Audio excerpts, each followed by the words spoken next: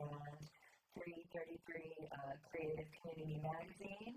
And we're here to interview Mr. Obbs here for his new book Hmm. that's coming out in April. I Took the Yeah. Wrong Path. Yeah. Yep. Yep. That's the book. All right. So, first off, let's start off with a very simple one. Tell me a little bit about the book. What's it about? How it came about, and how you kind of feel after you've completed it.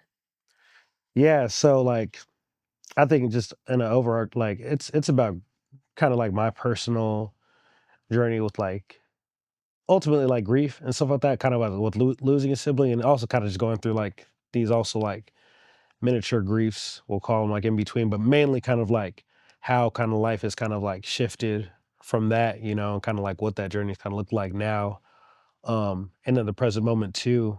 So that's kind of the overarching like thing it's about, just kind of how I processed it, how I processed it in like not the best ways, but the best ways still kind of led to the somehow like good ways. Mm-hmm. But I didn't have to, it's just like that's just kind of how it works though. But that's kind of like what it's been about. And I've been writing, I think we were talking this off mic, but like I started writing the book um a couple months after my brother passed, like in February, March is when I started writing it.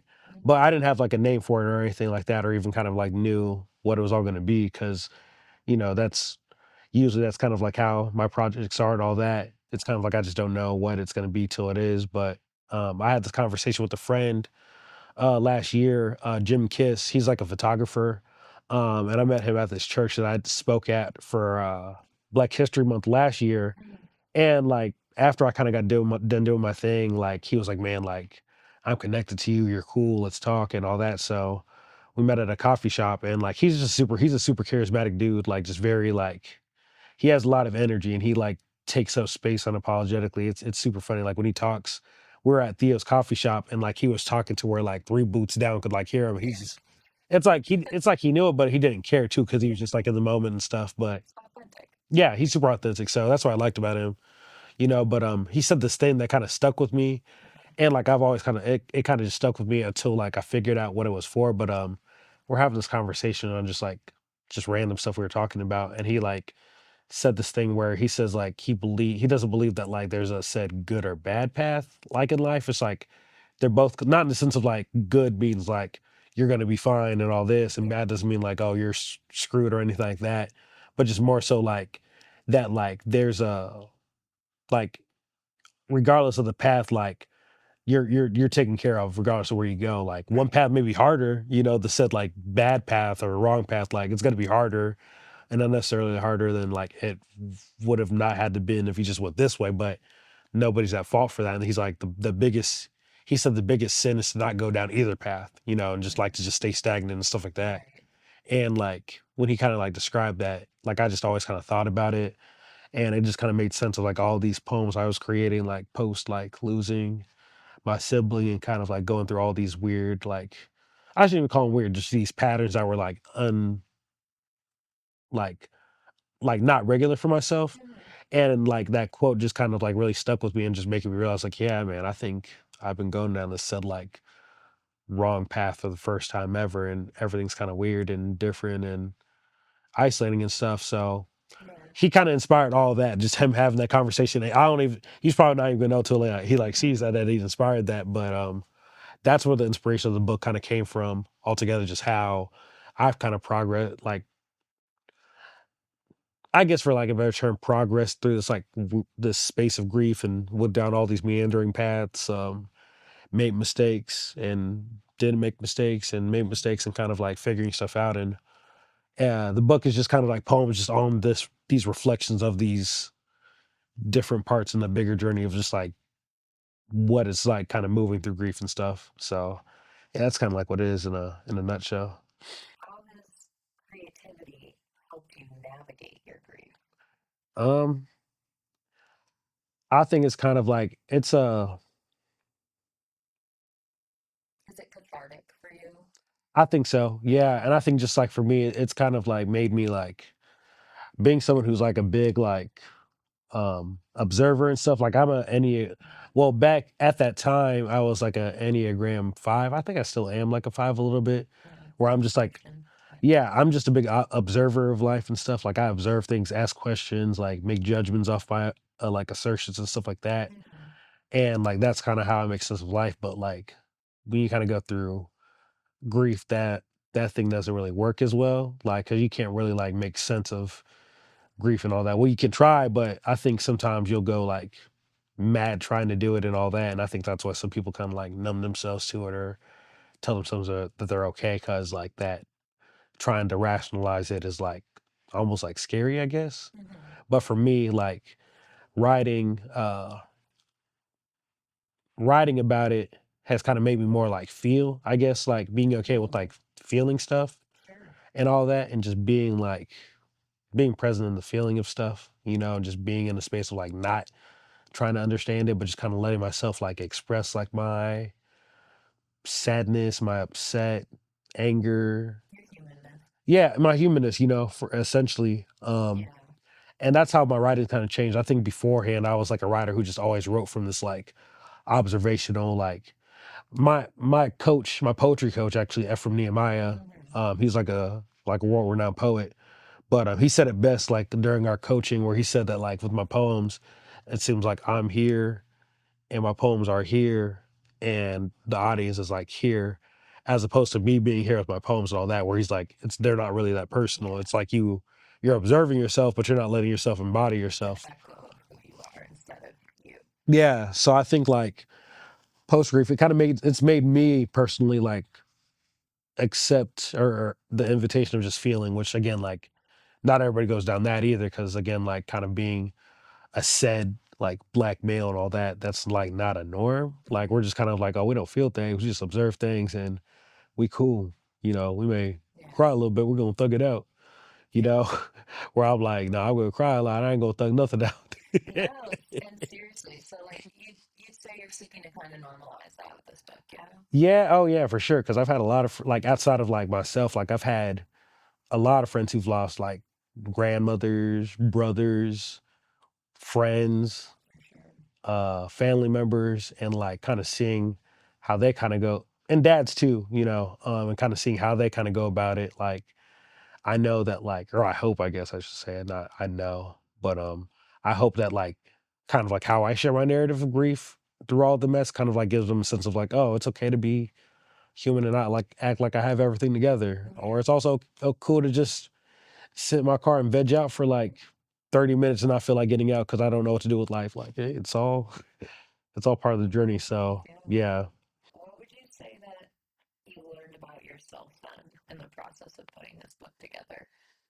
Through your grief, through your creativity, what did you learn about yourself? Uh I think that like what we kind of say it in a roundabout way, like that I'm human. Yeah. But it's again because like I feel like I think that's the biggest thing I've kind of like learned about myself in that in the sense of like where like I'm prone to like doing things outside of myself and all that. Cause like I think before all of it, like I was always a person who like made it an intention to like do good, to be like essentially too people pleasing too, and I feel like that's an aspect of me that kind of like passed away through kind of grief and all that. But more so, kind of being a sense where like I always made it an attempt to do good. And I think it's because the family I grew up in. Like I grew up with both family members and like who are like super I shouldn't say super religious. They're not super religious. They're pastors and they grew up in like spiritual religious households and stuff like that. So like I was already living around like what it looks like to be have a sense of integrity and all that. Yeah. So I've always kind of been that. But then with grief, it kind of just like you lose yourself in it. So it's like all those things that you were, it's like, well, screw being like having integrity. I don't care. Like I just Yeah. had some of that fast. Yeah. So it's like it's kind of taught me to kind of like sit with those parts of myself that I never have, like those parts of myself that like are who that lies to people, the part of myself that like um breaks promises, the part of myself that like um gets angry, and stuff like that.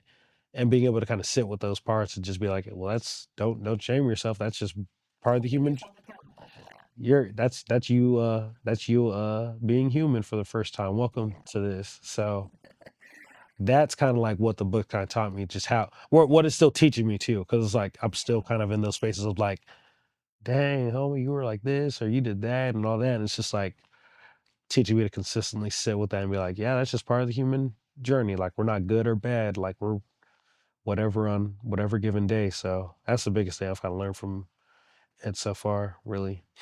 Interesting. What would you say? This kind of an off the cuff question, so Oh, that's I'm cool with that. interested in your answer really though. Who would you say has kind of been your biggest writing inspirations for this? My biggest writing is oh for this. Yes, aside from yourself, obviously, and like what you've been going through in your grief, what have you felt like? Whose kind of energy have you looked for like guidance, maybe a sense of like mentorship besides your actual mentors, maybe? Yeah.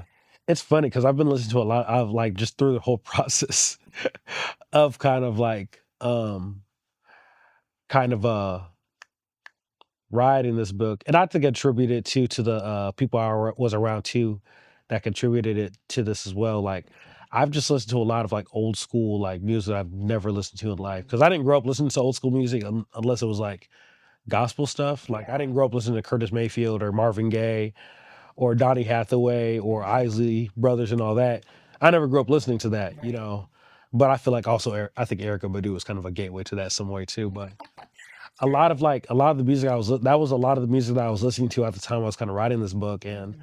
I was watching interviews of like Marvin Gaye and kind of digging like diving deep into his story and stuff like that, and it's like man, like this guy was really going through going through it like a lot, you know. He lost people and went through grief that affected his art and his person and stuff like that, but those people were kind of like my mentors, I think, you know, the Curtis Mayfields, Marvin Gaye, Donny Hathaway, like Isley Brothers and all this, like they were kind of like my kind of like guides creatively and like as people and through what they were doing with their art that kind of guided the tone of this book strangely. Cause and I say strangely like I've never listened to these guys like on my own, like the chord. So it's like, you know, and now they've kind of just been part of my life naturally now where I'm like, I listen to like their music all the time and am introduced to other artists, you know, from them too, you know. So they were kind of like my mentors during the time, you know, as well as the last poets, Gil Scott Heron, which again, like they're like older, Mm-hmm. you know, they're kind of almost in that same space where like they're just these older creators and artists and all that. So yeah, so I also listen to a lot of like old creators like who kind of came before me, and I think also kind of like what kind of was a trajectory to that was like actually sitting down with like those older creatives too, you know, like last year I sat down with Dr. Matabuti and all that, who was one of the forerunners of the Black Arts movement and stuff like that. And I think Right. like just having all that naturally kind of come to me was like these guys are kind of leading me through this narrative in some kind of interesting way because they're poets, but they're like, well, yeah, obviously like Dr. Matabuti is a poet, but like the Marvin Gayes and Curtis Mayfields, they're poets in their own accord, but they weren't necessarily like, you know, poets, you know. So they all influenced me in a really interesting way. Yeah. Really interesting way actually. How has grief affected your spirituality? How have you progressed spiritually as a result of grieving? Yeah, I think it's like one of those things where like we talk about grief like a mental, emotional thing, which obviously it is, you know, it's a trauma. So that's gonna be like it's cerebral and that and all that. For sure. But I also hold like the belief that like from just like teachers that I've read from, like whether it be like Richard Rohr or like Joanne Borisenko or like the Sharon Salzbergs and stuff like that, Mm-hmm. or like and Jack Cornfield, like all these like meditation, spiritual teachers and all that who talk about grief in the sense of like, and almost all have this tone in a different way where like you have to have the spiritual component to get through to like get through grief. I was gonna say comfortably, but there's no getting through grief comfortably. Exactly. You got to have that spiritual. I got to say, Thich Nhat Hanh too. Also was like in that group of people who I kind of read after, but like Okay. they all kind of had this like same undertone of like you can try to get through this in a Enneagram type 5 way where you're Right. thinking your way through it and rationalizing it, but good luck, buddy. Like you're gonna need more than that. And like to me, that's been the spiritual part. And I think again, like coming from a family who uh like found its roots in like Baptist, like Kojic, like Mm-hmm. church stuff and all that. Obviously, even though I'm not part of that religion, that spirituality still like is one that I kind of inherited. It just looks different now, you know. Yeah. So for me, like it's the spiritual part has been the like the necessary part because like it's like you can try to outthink grief, you can try to like tell yourself you're good, but like there's always gonna be something inside of you. For me personally, that's just like man, like there's something inside you that needs like these proverbial like holes in your hand like fixed. Fixed, not like completely like filled, but just fixed, you know. Fixed is a word too. Healed, you know. Yeah. So that component's kind of like been super important where like I've been more intentional about those practices, you know, like and like kind of like what they call mindfulness, meditation, Yeah. prayer, and just kind of like just writing. Writing is a spiritual practice too, you know, and that. So those things kind of have been like the things that kind of grounded me and all that through all the craziness. So I think it's like natural that those parts kind of just come up in the book because like those parts were like they kind of held me together and stuff like that. So you know, it's kind of natural for those parts to kind of like show up in all the poems in different ways, you know, in very different ways. For sure. Yeah. What are three goals you have for 2025? That's next year. Mm, to continue to do what I'm doing now, um, and just kind of see that grow. I think that's always kind of been a goal of mine because like I'm always kind of seeing this thing of like poetry kind of progress. And it's like what I'm doing now, I'm doing, I'm doing a pretty good job at it, I think, kind of seeing like the results kind of come out as they are. So it's like just continuing to be consistent in that really. And I'm learning that being consistent in that is being more kind of intentional about time, having more boundaries around my time is really focusing on like what's like here. Because I Mm-hmm. didn't do that in the past. I was always like, okay, we're gonna focus here, but there's this thing I gotta do, this thing I gotta do, this thing I gotta do. And like somehow I've still kind of been able to progress, but like now like the goal is to progress, but like be focused. Because the whole wrong right path ism. It's like if I go this way for a second, cool, but bring myself back to here, you know, even if I gotta break myself to from this, you know, and all that. So that's one goal. Just kind of continue to grow in the poetry stuff and even in the educational stuff too, just like with what I do with students and all that, because For sure. that's a passion of mine and like seeing that grow as well has been really, really awesome. But uh those goals and then I think just like a human goal, kind of like continuing to kind of like unpack my wrong path junk Yeah.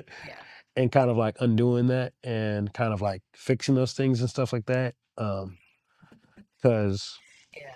you know, I think that just makes everything else better. Like the art becomes better, the working with kids becomes better. The more I kind of unpack that stuff, so I'd say those are three kind of goals. Yeah. Do you Yeah. feel like working with kids helps you connect to your inner child, which helps you connect to your creativity? Oh yeah, because kids just you know Yeah. most kids. I won't even say all, but like most kids, like Yeah.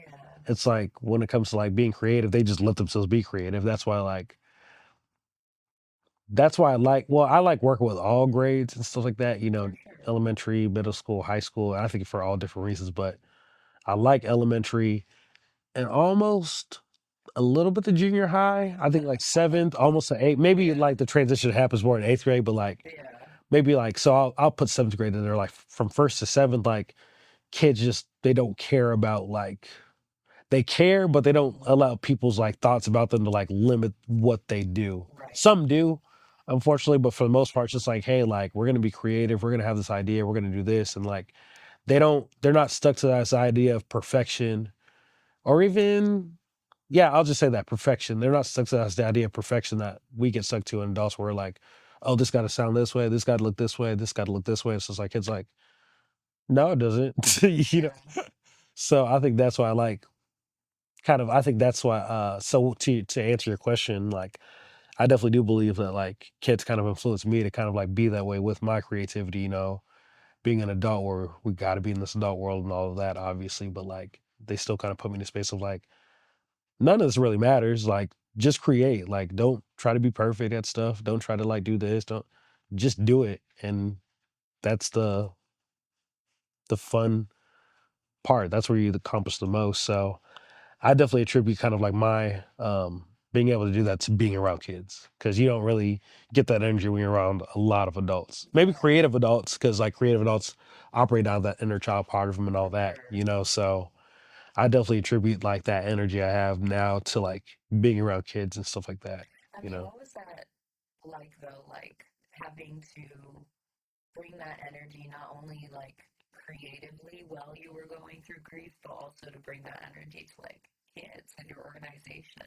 Like, how did that feel when you were face to face with that, but also face to face with grief?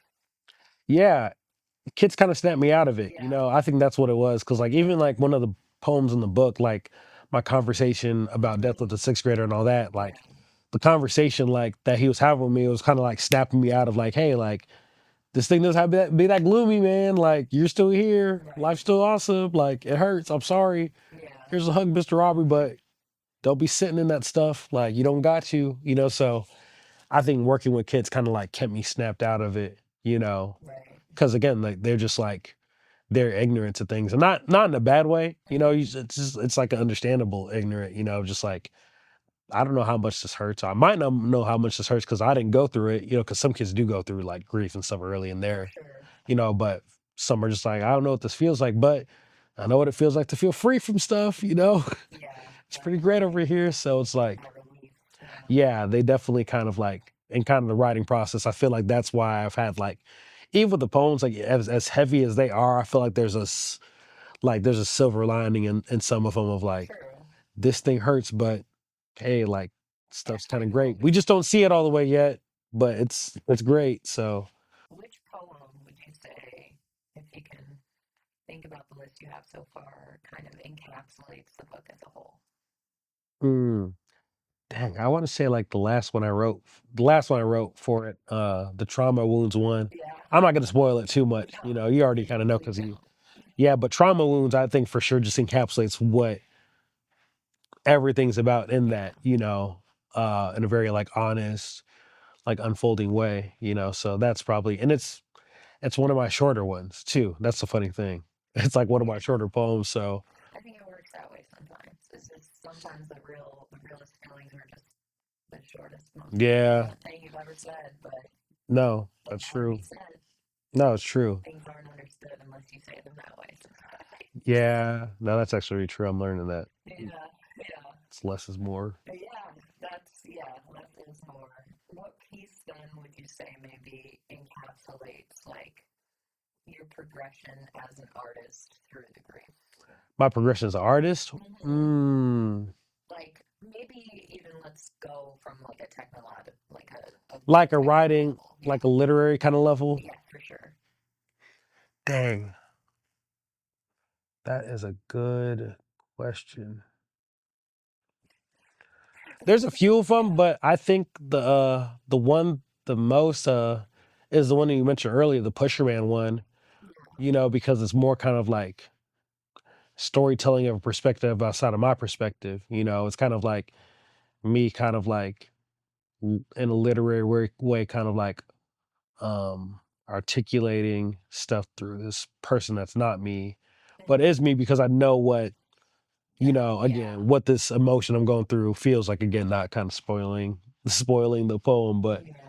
yeah, I think that one, literary wise, it definitely kind of like was different technical from a technical level because again I'm writing this from the perspective of a song I'm listening to Right. and learning how to take parts of this narrative that Curtis wrote while making it this narrative of like this emotion and stuff like that and kind of like making it work where like you know where it kind of like it's almost like a monologue almost, you know, sort of It's kind of it's transformed a lot. I feel like because I feel that like I too. saw kind of more like earlier versions, and I've seen the progression of like what Yeah, it's become. yep, It was a lot. Like I enjoyed a call and response version of it, but I think yeah. reading it does translate more that way. Yeah, and shout out to Ephraim Nehemiah if you're listening. That's who coached me in that because he definitely helped change around a lot of that to kind of make it more personal. So Yeah, I think that one shows kind of the literary progression because it's me being more personal, that makes sense. but still kind of distant, but still personal. Where you're like, oh, I felt this, you know. What would you say? Where do what would you say is the most,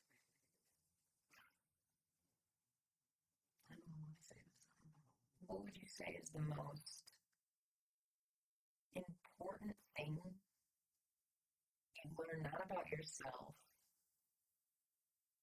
but about dealing with other people Mm, through not only writing the book, but yeah, also through all the experiences that you've had within yeah. your grief? I think and this is gonna be sound bad at first, but like that we're a lot of us are just very deeply traumatized and just don't know what we're doing. Yeah. And I think it's and I don't say like I think well I'm still kind of like growing in the sense of like I think I balance that and kind of meander between like people are traumatized and don't know what they're doing, so I don't want to participate in like being around humans all the time because that's exhausting. But then it's like, but also I'm exhausting too because Yeah. because I'm also you know traumatizing that. But I think like the difference is like when you can realize it and accept it, where like some people just don't realize it and so they don't accept it. And it's just like I think just like writing this book and going through like the experiences that I have with like talking to friends, having really like peculiar encounters with friends who are like going through like traumatic episodes and like Mm. not themselves and all this. And like, Your perception has changed. yeah, it's like, okay, like this is strange. It is like um does bring a sense of like nihilism, I guess, sometimes or apathy, but at the same time it's like, hey, Yeah. I'm also no different. So it's like it's l- it's been teaching me to like teaching me, like, and I say teaching because again, I'm still painstakingly learning.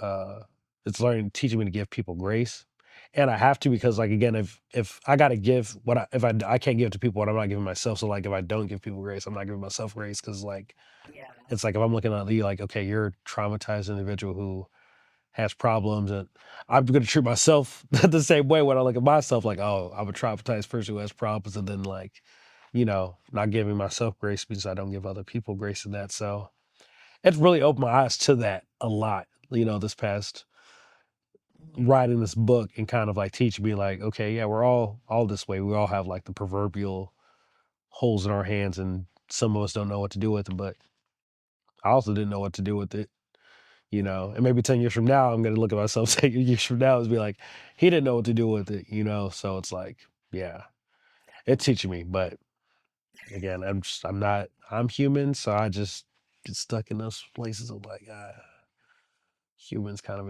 are interesting people I want to kind of stay away from. But you can't do that as a creative too. You can't write about life and be outside of life too. So I'm always reminding myself that too. Yeah, you have to You experience it gotta, in order to. yeah, and just realize you're part of it. Again, it's just like don't think that you're any special exception, sir. You're a part of this mess too. Do you feel like you feel that way when you kind of look back at the things you wrote before? Any of the things you wrote before? Or do you feel like, no, that was all kind of just like authentic to you at the time and like you stand by it? Like the stuff that I've written, like do I stand by those things that I've wrote? Yeah, Or or do you have this sense of like where you kind of look at yourself and you're like, well, you didn't know. yeah, I think again I kind of meander with it because like I said, like it's like those things of like I struggle to give it to people because I struggle with it to myself where I'm like, oh, this person, you just didn't know, but it's like also like, man, like how did you do this or that, Yeah. but I meander, so it's like but I think it's a journey just trying to get in one space consistently and you're gonna meander and stuff like that. So What's your favorite piece from this book? Just that blatantly your favorite. blatantly my favorite. Mm-hmm. Um, that is a good question. Yeah, it's like asking. I'd say honestly, I think the Judas prayer is my favorite one. Now Okay, that I think about it. interesting. And why though? Uh, because it's probably like the one that I think is the most like stripped of like being like impressive technically, and it's just being like completely transparent about something without any like glamorous language to kind of like cover up what it's like like expressing, which is like the shame, this like sense of like fear of not being accepted, and just being honest in that. So I think I appreciate that's the favorite one out of that. You know, it's just like it's different because I'm not trying to be like impressive. I'm just like, this is what I'm feeling right now, and I hope this is like real, you know. So Yeah. I like that for that reason. It's honest, you know. Not that none of them are honest, but like it's not tap dancing around anything. It's just like boom. This is kind of like the feelings in the moment, you Yeah. know. Do you feel like grief has um, caused you to want to be more present, as you said before, to experience life um, out of gratitude? Like, is that why? Yeah, I think again, like I think it's a thing where like I meander to like I find spaces where I'm like grateful for obviously like grief's gonna make you I shouldn't assume that. For me, it's made me like more grateful that I'm like here in this life experiencing things. Yeah, things aren't always the greatest sometimes. I'm human. I get annoyed, I get irritated, but I also have these good days too. So it's like I find myself like in that space, but also like finding like solace in my like isolation, which like again, I know that like it's kind of double edged sword or like a uh yeah, it's like a double edged sword where it's like it's good. You I think like in kind of grief you have that isolation period and all that, but Mm-hmm. also it's also kind of like me just being like I just don't want to feel a lot of things because I'm feeling a lot of things, so I don't want to be around people because I feel a lot of It's a lot of energy. things. Yeah. Yeah, so I kind of like I think I meander between both, but like I think gratitude's in both of them actually. You know, there's gratitude and the solace and gratitude with not always in the present moment. You know, not always in the present moment, Mm-hmm. Mm-hmm. but just gratitude and like just being here amongst people figuring it out. You know, still, Definitely. yeah. What's one piece of advice you'd give an artist or a writer pursuing publishing for the first time? Oh, literally do it the easiest way that you can and just do it. Like I think that's the biggest thing. I think like, and I don't want to assume this about everybody, but I think like when we think about art, when it comes to literary arts and all that, um, we get stuck on the perfection part. We want the little number in the corner to be perfect. We want the heading to be perfect. We want this part to be perfect. We Yeah. want this to be perfect. We want the cover to be perfect. We want all this to be timed out and certain. It's just like you're wasting time with that, man. Like when I wrote my first book, I literally just took a whole bunch of poems, just put them in a book, and was like, boom, here. That's literally all I did. The second one, I was like, okay, this was a little bit more focused. The second one, but boom, here. The third one, it became a little bit more focused, a lot more focused, actually, 10 times more focused, I say. Yeah. As like these all have like a common theme here.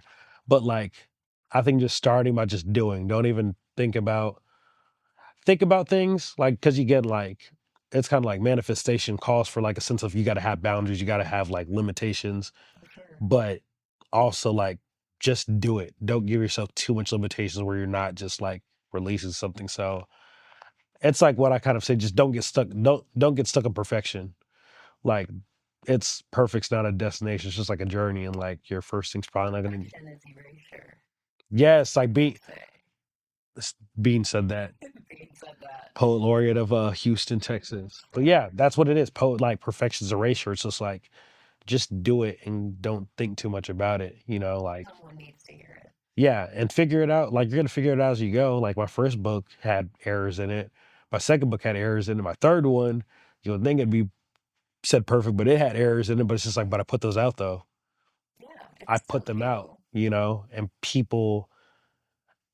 I have friends who are like not even friends, people who like I encountered who like were in prison and like read my book and like said it got them to this space. And like I have friends who like were going through dark times and said it got them to this. And it's like that wouldn't have got there if I would have just sat and been like, okay, I have to make sure this is perfect. So like, no, just you got to jump off the proverbial cliff and just let it be. You know, have your idea, have your title. If you like having that thing first, have your poems. And I don't say I'm not saying don't edit your work and don't make sure it's like clean like that, but like don't get so hung up on it where you're like working on it for 4 years, and all of a sudden it's just like 4 years passed, man.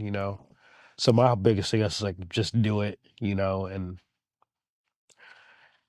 perfection's the journey and not the destination. Right. Yeah, Beautifully said. yeah. What are your next moves for this year? What are your upcoming projects? What are you doing? Where are you gonna be at? Tell the people all the Yeah. things. Well, I guess like since this interview is around the book, like it's the big thing. It's just the book, which is coming out April 11th. We said it's like 11th, right? 11th. Yeah, That's on you. April 11th. Yeah. Um, is when the book comes out, and that's kind of been my biggest focus. Is kind of like focus my energy around that, and kind of making sure like I have the projects I work on are kind of like all in Encapsulating it all. encapsulating of the book. I'm trying to do a better job of like putting out something and like keeping my energy there as opposed to being like, okay, this is done. Next thing, it's like, no, let's keep our energy here and like Yeah. figure out how we can kind of like express this in multiple ways. So it's gonna be a project I focus on because of just like what it's about, mental wellness, grief, and my journey with it, and an honest journey. So that's my biggest focus this next year, and doing everything educationally. So Right. So those things. April 11th. Life Mm-hmm. hit the wrong path. Mm-hmm. I'm sure we'll find it online, all the Yep. places. Plug Mm-hmm. yourself. Where can the people find you? Yep. Mr. Obbs, MisterAubs on Instagram. That's like the biggest thing that I kind of operate from. I have a website. We just haven't like it's still in It's in construction. It's progress. in We're progress. getting there. So www.misterobs.com, and hopefully by like the time the book's out, we have that space to kind of like, Books, merch, hmm bookmarks, all good stuff. yep, all that stuff. So yeah, that's where a lot of my stuff can be found.